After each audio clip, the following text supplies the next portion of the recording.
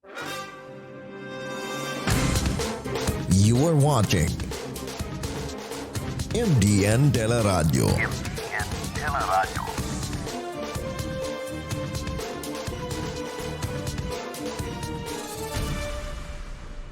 The views and opinions in this video are those of the anchor, the program host, and its guests do not necessarily reflect the views of MDN Teleradio. Furthermore, the assumptions, views, opinions, and insinuations made by the administrators through the programs and the comments do not reflect of the management of MDN Teleradio, Mindanao Daily News, and the page itself.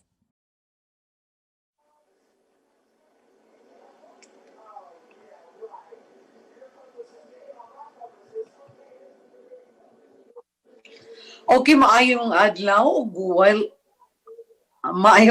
and welcome sa atong panaguban sa Susan Live. Lain usab nga adlaw sa atong panaguban. It's a Tuesday, it's a 20 sa October 2020. Or 10 days na lang, no? Or 11 days. Matapos na ang bulan sa October. But anyway, kini si Susan Palmes Dennis, atong kauban din na si Peter Gabor Rojas o si Juno, din na sa MDN Teleradio sa Cagayan de Oro. Mga panginaot nga naakamo sa kapiskay sa inyong panglawas o today, doon na kita importante kaayo nga paghahisgutan o doon na kita bisita also. But anyway, karong adlaw no, atong paghanduraon no, atong akong ibalik da kaninyo nung it's an important day sa tibuok Pilipinas and especially no sa katawhan sa Cagayan de Oro o sa lalawigan sa Misamis Oriental kay karon no ang sumad sa kamatayon ni kanhi mayor sa Dakbayan sa Cagayan de Oro, kanhi also Senate President, and then daghan kaayo ang gikaptan no nga posisyon sa gobyerno sa Pilipinas. So atong i-review pagbalik o atong tanawon, atong handurawon, remembering the late Senator Aquilino Nene Pimentel Jr. Okay, but before that atong makauban unya no ang si isa no sa close kang Senator Nini Pimentel, ang barangay chairperson sa Barangay Gusa, Honorable Chairperson o Barangay Kapitan Marlo Lumbay Tabak o gingon nanusab ang media director sa buhatan ni Senator Coco Pimentel ug kanhi siya usab no ang media director sa buhatan sa papa ni Senator Senator Coco Pimentel or the late Senator Nene Pimentel, si Oming Maglangit. Ang imong experience bitaw gali no nga di gini mo malimtan in the course sa imong conversation, imong pakig-istorya no kang Senator Nene Pimentel while buhi pa siya, and he was still very active no sa kanigining government service o sa publiko. Ako bigit malimtan sa iya og sa kanang naminaw karon kanato sa Ma'am So, no? Ma'am Susan ang ako yung i-share at gid nako malimtan ni Tatay Nene kay matag istorya namo magahisgot gid siya sa kaayuhan sa nasod, walay dautan, puro gyud kaayuhan. Unya ang iya gyud ay mga pulong moingon siya timan igid ni kani Loy. Ang serbisyo publiko dili negosyo. Mao kini ang panahon nga ikaw makatabang sa imong kaigsuunan nga labing nanginahanglan. Mo gid na iyang kaibalik-balik. Public service is not a business. It is the time for you to serve the less fortunate people. Kaluoy sad sa Ginoo no, naatag yapoy mga positibo sa COVID pero mga apil ni sila sa contact tracing. No, ang atong gabantayan karon na Ma'am San kuan kining new index kanila tawgon nga index case bag-o gyud nga local transmission mao nang atong nagsugod.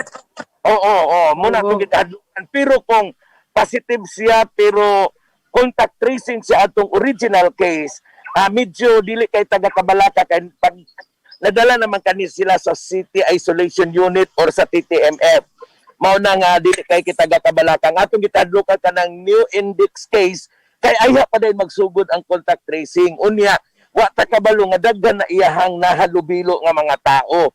Mao na nga atong gabantayan mo ng everyday gapaminaw gyud kita sa presscon kay didto man nato sa presscon mahibaw-an kung unsa nay dagan sa mga kaso sa atong barangay. Kana Ma'am So, ang tubag nako ana simple kaayo. Ang tubag na gid nako kay sa una walay gatagan og kapitan. Itudlo di gyud intawon mo dawat. Karon magpatay na bisag kaugalingong igsuon magpatay na kinsay mudagan pagkakapitan tungod kay naa na may resources. Nay resources. So buti pa sa ang local government units from municipal, provincial, city and barangay karon maka kuan na gayud makatabang na og kuan na gyud maka alagad na kay na may resources. Mao nang kaanindot sa local government code nga gitukod ni Senator Nene Pimentel, no? Kana yung gitawag og local autonomy. Imog yung makit-an ang lokal nga autonomiya diha sa pagpangalagad sa katawhan. Gani naapamanggid siya kuan Ma'am San, no? Makitaan magid na nato nga ang pagpalapad kay kaning local government code para sa iya kan Tatay Nene. Sinugdanan lang ni sa tinuod nga local autonomy. Kaya ang iyag yung gipanlantaw nga local autonomy is the federal form of government. Mo ang iyahang kinatibukan. Kinatibukan gyud na niya nga pangandoy. Pagsugod pa lang niya sa partido PDP Laban, built-in na niya gibutang nga gusto na niya nga ang Pilipinas ma-federal gyud sa pag-abot sa panahon. Pero mo lagi wala na tibawas nga buhi pa siya. Pero ang amo Ma'am San wala mi nag-concentrate sa recruitment sa partido. Kundili amo ang gisugdan gyud paglingkod ni President Duterte sa 2016 nasugdan gyud ang education information campaign for federalizing the Philippines. Mao gyud na ang kuan murag ang platforms of the party is now reshaped into campaigning for federal form of government. Mao na nga hangtod karon bisag naa sa DILG kay dagan man proposal on what form nga federal ang sundon naagyud ang libro ni Tatay as one of the guidelines or basis o katong ilang nasulat sa komisyon nga gitukod ni President Duterte na ato nga mga libro o mga rekomendasyon sa DILG asa pwede nga gihimong kampanya paingon sa mga kabarangayan sa tibuok nasod. So mo nang giingon ni Tatay sa amo dili ni madali. Dili ni karon sa term ni President Duterte ma-federal ang Pilipinas. Dili. Kay panahon lang kini sa pag-edukar sa mga tao. 6 years is not enough to educate our people about federal form of government. We need another leader after President Duterte whose passion and principle nakabase sa federal form of government. Munang mangita na sad biglaing kandidato kay dool naman ang presidential election for 2022. Mangita mi og laing kandidato nga ang iyang panlantaw is to federalize the Philippines. Kay arunay from education information campaign of President Duterte's term paingon na gyud dito sa pag-shift na from shifting of form of government from unicameral presidential to federal form of government. Ma'am So, no, natukod dito ang Pimentel Institute for Local Governance. Dito gid nabutang sa University of Makati. Because we know for the fact the closeness of Vice President Juju Binay and Senator Nene Pimentel. But because of political games, no, katong nanay mga lain ang dagan sa politika na lain man lagi sad kadto si Tatay kay di man lagi niya gusto nga mahugawan sad madalahig, no, ang ngalan sa iyang gimugna. So nagbalhin sila sa ilang bag-o nga murag diha sa Magallanes, Makati gyapon, nasa Magallanes ang Pimentel Institute for Local Governance. Ug karon nagpadayon kini pagpandawat sa mga estudyante virtual na dihay mga professor gyapon nga dagan na si Commissioner sa Human Rights ang iyang anak si Attorney Gwendolyn Gana Pimentel. No, si Ma'am Gwen, no, ang kani Chief of Staff ni Tatay. Naagyapon din naagyapon si Clarice. Buhi pagyapon kaayo ang Pimentel Institute for Local Governance. No, kay nagyapoy gadawaton karon naka-focus kini karon sa CDRR, no, mga disaster risk management, mga mitigation program how to reduce risk diha sa kakuyaw sa matag mga lugar sa mga munisipyo o mga probinsya. Kay mao man ni ang gitan-aw karon. O karon bag-o nakabasa ko murag naapod sila series of activities and lecture on how to respond COVID-19. Ma'am Sani, nanigid ang tinuod nga hitabo no 2019. Birthday ko man. So nagmanyanita ang mga empleyado sa barangay. Sayo kaayo sa balay alas 3 sa kadlawon. Pagkahuman sa pagmanyanita, gipa-respond ako nila, gipangayuan ko nila og mensahe. Nag-message ko sa ila nga akong wish o akong message sa inyo karon, tabangi ko sa pag-ampo nga tagaan ta si Tatay Nene sa baskog nga kinabuhi og fast recovery kay naa siya karon sa critical condition sa usa ka ospital sa Manila. So mao ra gyud akong gi-message sa akong mga kauban sa trabaho. Human na sila nanguli na managkape nisakan ako sa taas. Pagsaka na ko sa kay matulog tagbalik kay sayo lagi kita na pukaw. Gitawagan ko ni Kuya Oming. Daw nagilak na rin nga loy wala na si tatay. So grabe na sad nako nga hilak nga nakadawat sa mensahe. Wala na siya unya ang kuan nako is nasakitan kay ko pero mura kog nalipay sab nga namatay siya during my birthday. Mura bag nagi mensahe nga diligid na ako siya pwedeng limtan. Hindi mo siya malimtan, no? Oo, sa ibabaw. Buhi pa ko sa kalibutan. Di ko gid siya malimtan kay iyang death anniversary ako mang birthday. So, mo na, dayon mo to na nagsugo ko sa akong sakop, nakuhaan ko og ticket. Nag-first flight din ko pagka 21 paingon sa Manila. Dayon 23, gidala siya sa Senado, nag-necrological services sa Senado. 23 sa hapon, gidala na namo siya sa Cagayan de Oro. 2 nights po siya sa Cagayan, 23 ug 24. Pagka 25 sa buntag, sayog. Okay, go ahead. Gabay lang na adjustment. Sa Santos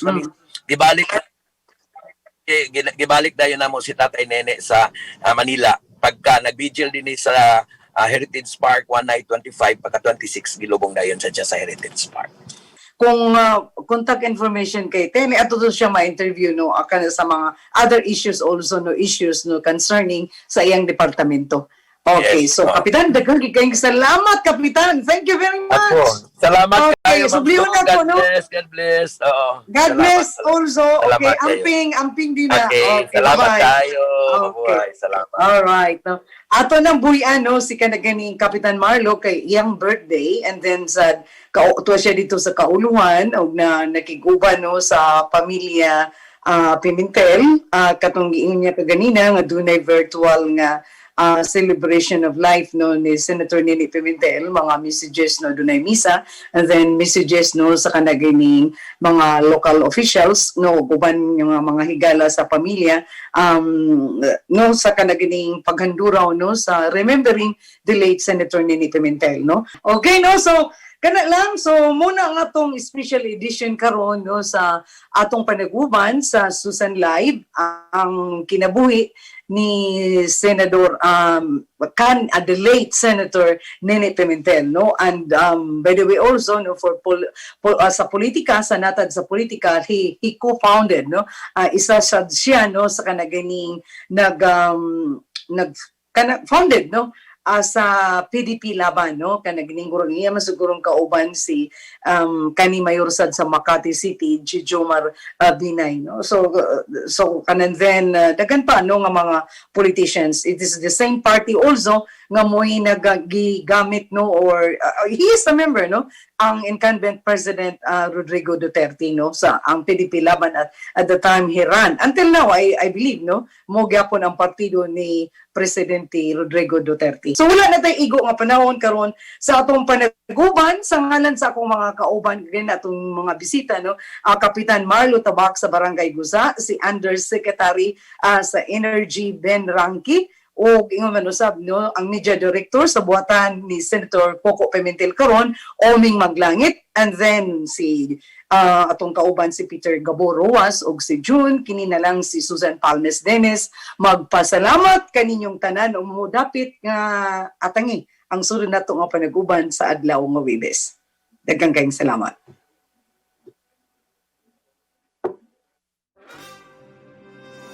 Thank you for watching MDN Teleradio. Like and share. Watch us anytime, anywhere.